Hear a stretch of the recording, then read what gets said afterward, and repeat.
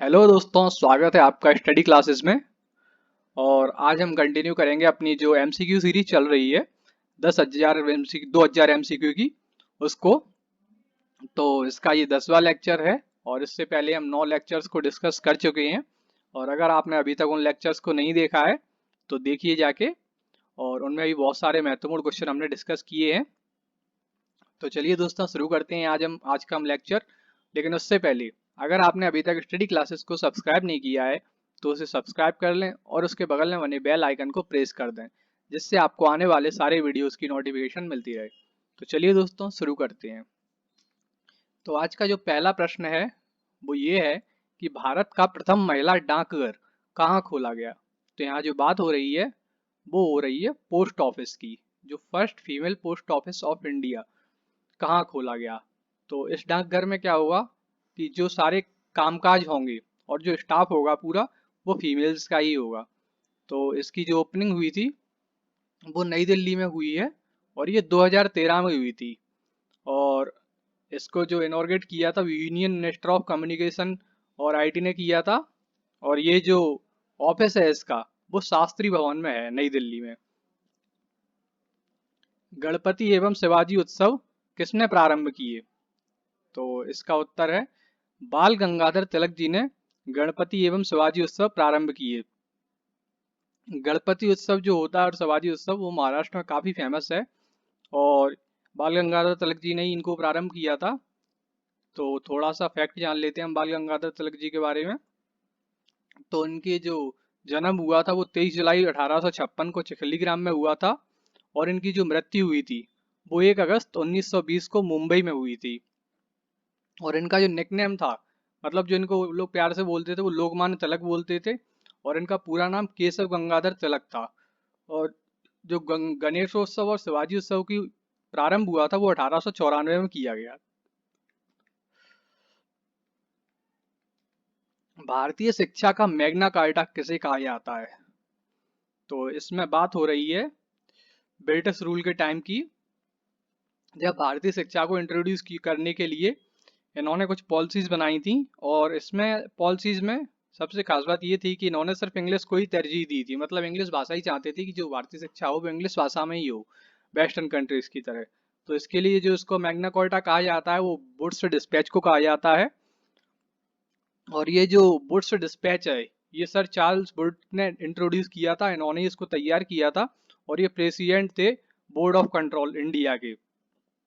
और इसका जो सबसे बड़ा महत्वपूर्ण काम था वुड्स डिस्पैच का वो ये था कि भारत में अंग्रेजी का प्रसार करना, एजुकेशन में प्रसार करना। और जो वुमेन्स की एजुकेशन होती है उसमें भी इंग्लिश को ही प्रसार करना। और ये उन्होंने 1854 में भेजा था। और तब यहाँ के जो गवर्नर जनरल थे वो लॉर्ड डलहौजी थे। और लॉर्ड डलहौजी के बारे में अगर हम बात करें तो ये 1848 से 1856 तक भारत के गवर्नर जनरल रहे थे। और इन्होंने ही डॉक्ट्राइन ऑफ लेफ्ट पॉलिसी का शुरुआत की थी। डॉक्ट्राइन ऑफ लेफ्ट पॉलिसी में ये हुआ था कि जो भारत के राजाओं के स्वतंत्र राज्य थे तो उनको हथियाना, मतलब जैसे किसी का अगर कोई वारिस नहीं है, किसी के जैसे कोई बच्चा नहीं है और उसने अगर कोई वारिस गोद ले रखा है तो उसको मान्यता नहीं दी जाएगी। और उनका जो पूरा राज्य था वो अंग्रेजों के अंडर चला जाएगा। तो इसे डॉक्ट्राइन ऑफ लैप्स पॉलिसी कहा जाता है। किस वायसराय ने बंगाल का विभाजन किया। तो यहाँ पे बात हो रही है पार्टीशन ऑफ बंगाल की, जो 1905 में हुआ था। और ये लॉर्ड कर्जन के कार्यकाल में हुआ था। और इसके पीछे बहुत बड़ी साजिश थी अंग्रेजों की। इसके पीछे मेन उनका ये था कि जो हिंदू और मुस्लिम के बीच में एकता थी वो बिल्कुल खत्म हो जाए। और वही हुआ, बंगाल विभाजन के बाद हिंदू मुस्लिम में काफी दरारें आ गई। और तो इसका उत्तर है लॉर्ड कर्जन। और ये 16 अक्टूबर 1905 को हुआ था। और जो लॉर्ड कर्जन का कार्यकाल है वो 1924 से 1925 तक है। इससे मतलब उनकी सीधी पॉलिसी थी, डिवाइड एंड रूल पॉलिसी को उन्होंने इंट्रोड्यूस कर दिया था इंडिया में। विदेशी पुरस्कार जीतने वाली प्रथम भारतीय फिल्म कौन सी थी। तो यहाँ पे बात हो रही है पहली भारतीय फिल्म जिसने विदेशी भारतीय पुरस्कार जीता। तो इसका उत्तर है पाथेर पंचाली। तो इसके बारे में थोड़ी सी हम फैक्ट देखें तो बंगाली सिनेमा की 1955 में बनी एक नाट्य फिल्म है, मतलब ये एक नाटक फिल्म थी पाथिर पंचाली। और इसका जो निर्देशन किया था वो सत्यजीत रे ने किया था। और इसके निर्माण में पश्चिम बंगाल सरकार ने किया था, मतलब जो इसका प्रोडक्शन किया था वो पश्चिम बंगाल सरकार ने किया था। और यह फिल्म विभूति भूषण बंदोपाध्याय के इसी नाम के उपन्यास पर आधारित थी। मतलब विभूति भूषण बंदोपाध्याय ने एक उपन्यास लिखा था पाथिर पंचाली करके, उसी के ऊपर ये नाटक फिल्म बनाई गई थी। और ये जो रिलीज हुई थी ये 26 अगस्त 1955 को हुई थी। और इस नाटक फिल्म को राष्ट्रीय फिल्म नेशनल फिल्म अवार्ड ही मिला था 1956 में। चंद्रशेखर आजाद की जन्मस्थली भाभरा किस राज्य में स्थित है? तो इसका उत्तर तो लगभग सभी को पता होगा, लेकिन फिर भी देख लीजिए। तो इसमें 4 ऑप्शन है, मध्य प्रदेश, राजस्थान, पंजाब, उत्तर प्रदेश। तो इसका जो सही आंसर है वो है मध्य प्रदेश। जो चंद्रशेखर आजाद जी की जन्मस्थली है वो मध्य प्रदेश में भाभरा ग्राम में है। थोड़ी सी और बातें यहाँ ने, तो चंद्रशेखर आजाद जी का जन्म 23 जुलाई 1906 को हुआ था और ये वीरगति को प्राप्त हुए थे 27 फरवरी 1931 को। सन 1922 में गांधी जी द्वारा असहयोग आंदोलन को अचानक बंद कर देने के कारण उनकी विचारधारा में बदलाव आया और वे क्रांतिकारी गतिविधियों से जुड़कर हिंदुस्तान रिपब्लिक एसोसिएशन के सक्रिय सदस्य बन गए थे। 1922 में गांधी जी ने असहयोग आंदोलन को शुरू किया था, बंद कर दिया था अचानक, सॉरी। तो इससे उनकी विचारधारा में बहुत बड़ा बदलाव आ गया और उन्होंने हिंदुस्तान रिपब्लिक एसोसिएशन को ज्वाइन कर लिया। लेकिन 27 फरवरी 1931 को अल्फ्रेड पार्क में अंग्रेजों की बीच में और चंद्रशेखर आजाद के बीच में गोलीबारी हुई जिसमें वो वीरगति को प्राप्त हुए। मालवा की राजधानी धार से मांडू किसने स्थानांतरित की?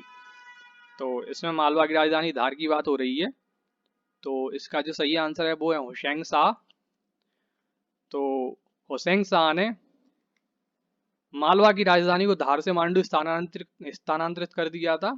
और अगर हम मांडू के बारे में थोड़ी सी बातें यानी, क्योंकि मांडू में बहुत सारे दर्शनीय स्थल हैं, देखने लायक जगह हैं बहुत सारी। तो जो दरवाजे हैं मांडू में दाखिल होने के लिए 12 दरवाजे हैं और जो मुख्य रास्ता है वो दिल्ली दरवाजा कहलाता है। दूसरे दरवाजे हैं रामगोपाल दरवाजा, जहांगीर दरवाजा और तारापुर दरवाजा। इसके अलावा इस महल में जहाज महल भी है एक, जो कि जहाज नुमा आकार में बना है और ये 2 मानव निर्मित तालाबों के बीच में बनाया गया है।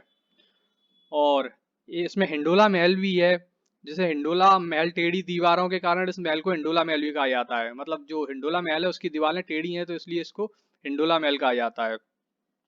और यहाँ का जो प्रथम इस्लामिक सुल्तान था वो हुसैन शाह गौरी था 1406 से 1435 तक। और हुसैन शाह का जो मकबरा है वो जामा मस्जिद में है और इसके पिता का नाम दिलावर खान गौरी था। मध्य प्रदेश का चेरापूंजी किसे कहते हैं? तो इसका उत्तर है पंचमढ़ी। पंचमढ़ी को मध्य प्रदेश का चेरापूंजी कहते हैं। तो पंचमढ़ी के बारे में थोड़ी सी बातें देख लें। तो पंचमढ़ी को हम सतपुड़ा की रानी के नाम से भी जानते हैं और ये एक बहुत ही बड़ा हिल स्टेशन है, दर्शनीय स्थल है भारत के मध्य प्रदेश राज्य में होशंगाबाद के पास। और यहाँ पे बहुत सारे जलप्रपात स्थित हैं और उनमें से एक है अप्सरा विहार जलप्रपात और यह पंचमढ़ी बायोस्फीयर रिजर्व में आता है। और मध्य प्रदेश का जो उच्चतम बिंदु है, सबसे उच्चतम चोटी है 1352 मीटर ऊंची धूपगढ़ चोटी, वो यहीं स्थित है। नवजीवन योजना का संबंध किससे है? तो इसमें 4 ऑप्शन दिए गए हैं, स्वास्थ्य, भूखंड उपलब्धता, समाज सेवा, कृषि। तो इसका जो सही आंसर है वो है भूखंड उपलब्धता। ये योजना मध्य प्रदेश सरकार द्वारा चलाई गई थी और इस योजना के अंतर्गत सर्वाधिक गरीब वर्ग या आवासीय असंगठित मजदूर वर्ग, हमाल एवं लघुतम व्यापारी, आदिवासी जनजाति को आवास एवं पर्यावरण के सहयोग से विकसित आवासीय भूखंड आवंटित करने की महत्वाकांक्षी योजना हाथ में लेने का निर्णय लिया गया था। मतलब जो गरीब वर्ग होता है, जैसे मजदूर हैं और आदिवासी हैं, जनजातीय लोग हैं, इनको आवास प्रोवाइड करवाना इस योजना का मुख्य लक्ष्य था। प्रेम प्रसंग से संबंधित नृत्य कौन सा है? तो इसका सही आंसर है बलमा नृत्य। बलमा नृत्य को प्रेम प्रसंग से संबंधित नृत्य कहा जाता है। निम्न में से कौन सा एक हड़प्पा का बंदरगाह है? यहाँ पे बात हो रही है सिंधु घाटी सभ्यता की, जिसे हम हड़प्पा सभ्यता भी कहते हैं। तो इसमें 4 ऑप्शन है, सिकंदरिया, लोथल, महास्थानगढ़ और नागपट्टनम। तो इसका जो सही आंसर है वो है लोथल। यह गुजरात के अहमदाबाद में भोगवा नदी के किनारे स्थित है। जो लोथल है वो गुजरात में अहमदाबाद में भोगवा नदी के किनारे स्थित है और यह बंदरगाह के अलावा मृदभांड उपकरण, मोहरे, बांट, मनके आदि भी मिले हैं। मतलब यहाँ पे जो है ना वो बंदरगाह के अलावा मृदभांड जैसे सामान रखने की चीजें बड़े बड़े मृदभांड टाइप के मिले हैं मोहरें मोहरें होती हैं जो, वो मिली हैं। और उपकरण जैसे छीलने की, काटने की, और पत्थर के उपकरण, और मनके, चौखूटे मनके होते हैं, बाट आदि भी मिले हैं। गुप्त सम्राट जिसने हूणों को पराजित किया। यहाँ बात हो रही है गुप्त सम्राट, गुप्त साम्राज्य के, जिसने हूणों को पराजित किया। तो इसमें 4 ऑप्शन दिए गए हैं, समुद्रगुप्त, चंद्रगुप्त, द्वितीय स्कंदगुप्त और रामगुप्त। तो इसका जो सही उत्तर है वो है स्कंदगुप्त। चलिए देखते हैं थोड़ी सी और बातें। तो स्कंदगुप्त को राज सिंहासन पर बैठते ही हूणों से चुनौती मिली। मतलब जब स्कंदगुप्त का राज सिंहासन पर राज्याभिषेक हुआ तो उसी टाइम इन्हें हूणों से चुनौती मिली और हूणों ने आक्रमण किया। और हूणों को जूनागढ़ अभिलेख में मलिच्छ कहा गया है। मलिच्छ मतलब गंदे लोग, उनको जूनागढ़ अभिलेख में हूणों को कहा गया है। और स्कंदगुप्त प्राचीन भारत में 3वीं से 5वीं सदी तक शासन करने वाले गुप्त राजवंश के 8वें राजा थे। और इनका जो शासनकाल था वो 455 से 467 ईस्वी था। अलाउद्दीन खिलजी के आक्रमण के समय देवगिरी के शासक कौन थे? तो इसका जो सही उत्तर है वो है रामचंद्र देव।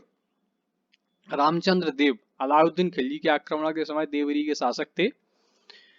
तो 1296 में जब अलाउद्दीन ने सफल आक्रमण किया था देवगिरी पे, तो उसके बाद जो रामचंद्र देव थे उन्होंने उनसे कर देने का वादा किया था और इसके बाद अलाउद्दीन वहां से चला गया था। लेकिन कुछ समय बाद इनके जो पुत्र थे शंकर देव, इन्होंने कर देने से वापस मना कर दिया कि हम कर नहीं देंगे। तो इसके बाद जो अलाउद्दीन खिलजी का सेनापति था मालिक कफूर, उसको उन्होंने देवगिरी पर आक्रमण करने के लिए भेजा। और जब इन्होंने बहुत सारी लूटपाट की और बहुत उत्पात मचाया देवगिरी में, तो उसके बाद रामचंद्र देव ने आत्मसमर्पण कर दिया और सुल्तान के सामने प्रस्तुत हुए। और लेकिन अलाउद्दीन खिलजी ने इनके साथ उदारता का व्यवहार किया और इन्हें राम नारायण की उपाधि दी और कुछ महंगी वस्तुएं भी दी। फिरोज तुगलक द्वारा स्थापित दारुल सफा क्या था? तो जो फिरोज तुगलक था, तुगलक डायनेस्टी का सुल्तान, उसके द्वारा स्थापित दारुल सफा क्या था? तो इसमें ऑप्शन है, एक दानशाला, एक खैराती अस्पताल, एक पुस्तकालय या अतिथि गृह। तो इसका जो सही आंसर है वो है खैराती अस्पताल। खैराती अस्पताल मतलब अस्पताल को दान में देना, और यहाँ पे जो गरीब हैं और प्रजा है उसका इलाज हो सके, तो इसके लिए इसको खैराती अस्पताल कहा गया था। और यह दिल्ली का सुल्तान रहा था 1351 से 1388 तक। 1927 की बटलर समिति का उद्देश्य क्या था? तो जो बटलर समिति, बटलर कमेटी का निर्माण हुआ था वो किसके लिए हुआ था 1927 में? तो इसमें 4 ऑप्शन है, भारतीय सेना का आधुनिकीकरण करने के लिए, भारतीय कृषि का आधुनिकीकरण करने के लिए, राष्ट्रीय समाचार पत्रों पर सेंसर लगाना, या फिर भारत सरकार तथा देशी राज्यों के मध्य संबंध सुधारना। तो इसका जो सही आंसर है वो है भारत सरकार तथा देशी राज्यों के मध्य संबंध सुधारना। तो ये वायसराय लॉर्ड इरविन के कार्यकाल में 1927 में लाई गई थी बटलर समिति, और इसके जो अध्यक्ष थे वो हरकोर्ट बटलर थे।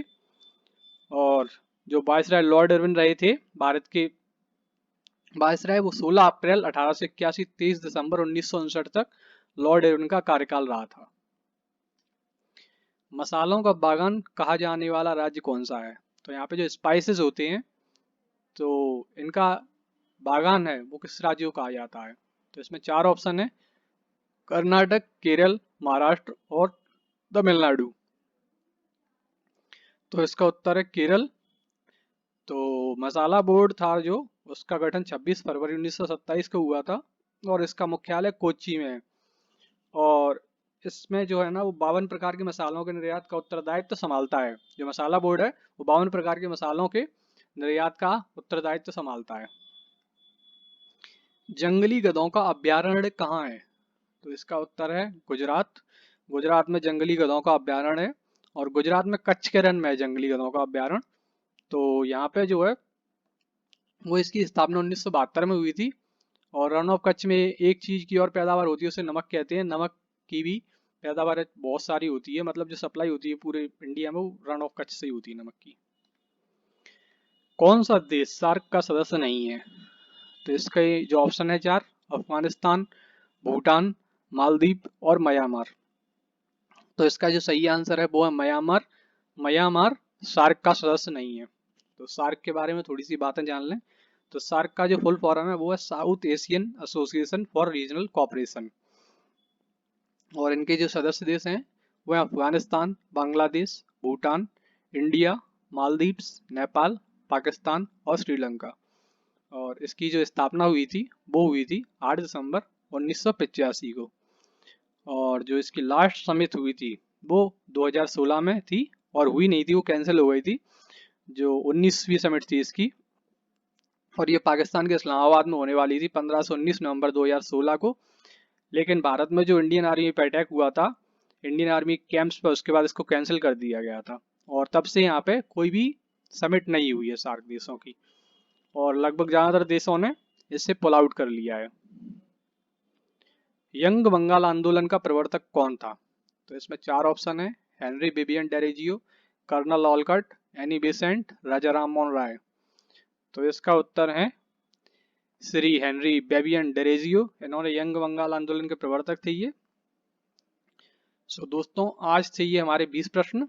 अगर आपको ये क्वेश्चन अच्छे लगे हों तो वीडियो को लाइक कर दें, शेयर कर दें, चैनल को सब्सक्राइब कर दें, और अगर कोई मिस्टेक हो तो आप लोग कमेंट बॉक्स में अवश्य बताएं। Thanks for watching.